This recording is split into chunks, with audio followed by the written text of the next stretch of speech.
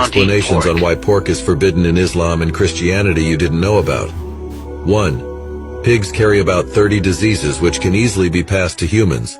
This is why Allah commanded us to not even touch their carcass. 2. Pigs are garbage guts. They'll eat their own feces and drink their own urine. 3. The pig is the only mammal that does not sweat, leaving the sweat and toxins to merge in its flesh. 4. When a pig dies, the maggots, bacteria, and insects eat its flesh faster than any other animal. 5. There is no safe temperature at which pork can be cooked to ensure that all these parasites and cysts will be killed. Scientific explanations on why pork is forbidden in Islam and Christianity. Alright, shalom. I wasn't planning on really going into a thing, but hold on, let me cancel this out real quick. I'm going to touch on something just real quick. Just mention that, but first and foremost, want to give all praises, honor, and glory unto Yahweh, Ba'ashem, Yahweh Shai, Ba'ashem, Rakak Quadash, double honor to the apostles and elders of Great Millstone. And as you just seen in the video, that's why you're really not supposed to eat pork. And we know this, and Christians will find every avenue to try to eat it, man, and try to justify it, which the Most High, when he made these things, Yahweh Ba'ashem, Yahweh Shai, everything has a purpose, man. There's things that's meant to be eaten. There's things that's meant not to be eaten.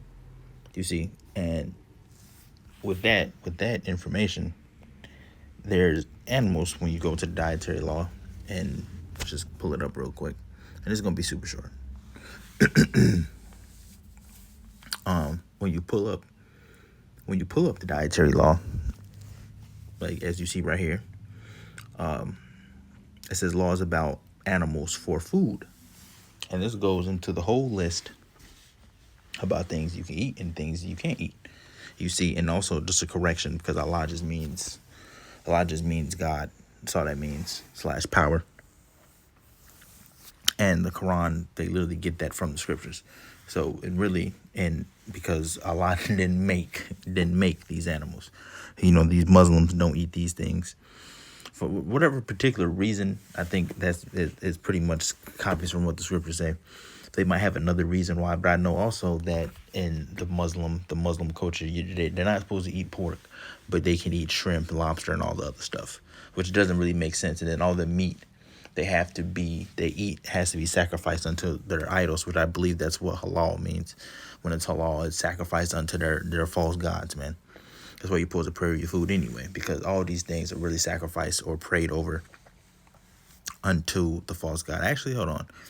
Let me actually go to what that means. Actually, let's just figure it out. Halal definition.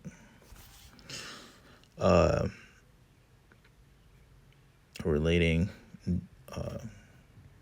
Halal. Yeah, halal. Detonating. It says, or relating to meat prepared as prescribed by Muslim law. Let's see.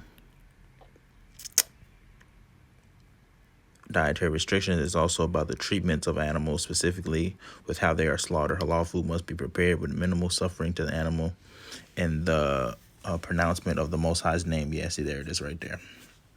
And that's why I said they pray over it and they slaughter it under their false gods. So that's why when you get these foods, you're supposed to pray over them anyway, because they're sacrificed, prayed over, and all the other stuff to the false gods. Which they get all that stuff from the scriptures anyway. But that's why praying over your food and stuff is important. But like I was saying, the animals, there's a dietary law, which we all know about. And if you're new to this thing, here you are. There's a dietary law about things that you can eat and you're not supposed to eat. And pork is one of them. For many reasons, as in just a little bit of the reasons what you stated here. But the main thing is they were created not to be consumed. Because all those things that you see, they don't sweat, all that, the toxins, and they eat pretty much, they're the earthly garbage disposal. Everything that they pretty much eat, it stays within them. There's no, like you said, there's no temperature that you can properly cook it to get rid of all the parasites and all this other stuff, man. Only man when they also don't sweat. So all the toxins, when you sweat, you release some of the toxins and the stuff in your body, and the pigs don't do that. So imagine you throw anything out there, they eat it, and then all that stuff just stays in them. You see, and that's why these people, our people mainly, have high blood pressure and all types of not I would say disorders, but all types of blood pressure or dietary problems. Mainly is because of this, because they can't put down the pork, man. And the pork is one of the nastiest things you eat, and that goes along with also the sea roaches, man. The filter systems of the ocean, which is the crab, shrimp, lobsters, oysters, clams, all those things, crawfish, and all those things, man. Because what they do is they're bottom feeders. So what they do, they sit at the bottom of lake, ponds, oceans, rivers, whatever the case may be, wherever you are, river region. They would sit at the bottom of the ocean, and they would help keep the water clean. That's why when you look at certain parts of the world, some of their oceans or waters, whatever the case may be, the water's like crystal blue clear, is because the animals that's meant to be cleaning the water, that's what they're made to do. That's cleaning the water. What are they doing? They're serving their purpose. See, everything has a purpose, man. You see, everything has a purpose on what they're supposed to be doing, on how they help the earth in some way, shape, or fashion, or help the animal life, or help the ecosystem, or help these things. You see, everything is perfect, and they're perfect in their creation. You're not supposed to eat them. You're not even supposed to touch them. But they're perfect in their creation, man. The Yahweh Bashim Al-Shai, when he was making the earth, man, they knew what they were doing, man. They knew exactly how to make it, what is it going to do, what purpose is going to function. Are you going to be able to eat it? You're not going to be able to eat it. And the difference between that, when you go into the scriptures, when you go into the dietary laws about things, you can understand why certain foods you can eat and certain things you can't, certain animals you can't, certain beasts that you can't, is because their digestive system is different. They might sweat. They might process things different. They might have multiple different, like cow has 5 stomachs. You see, they have different, there's different requirements that it causes. And the only thing I do is just really look it up and dive into the animal nature itself, and then you would find those things out. But for anybody that's new out here, it's kind of like a beginner, a back to the basic video kind of. It says this is the laws about animals for food. It says Leviticus 11 and verse 1. It says, and the Lord spake unto Moses and to Aaron, saying unto them, speak unto the children of Israel, saying, these are the beasts which ye shall eat among the beasts that are on the earth. Whatsoever part of the hoof and is cloven-footed and cheweth the cud among the beasts shall you eat. Like it. And if you want to know about what animal it is specifically, if you don't know, you can either just look it up, or you can just go to the NOT. I believe the NOT speaks in more of a modern terms here, so you can see the actual animals. But then you can always just look up the animals, look up the families, and all that stuff. Some people say chicken is unclean, but the Most High gave the Israelites quail, and chicken is a part of the quail family. It's in the same family as quail. Let's jump to 4. Let's read 3 again. Actually, no, let's start back at the top. It says, Leviticus 11 and 1. It says, then the Lord said to Moses and Aaron, give the following instructions to the people of Israel. Of all the land animals, these are the ones you may use for food. You may eat any animal that has a completely split hooves and chews the cud.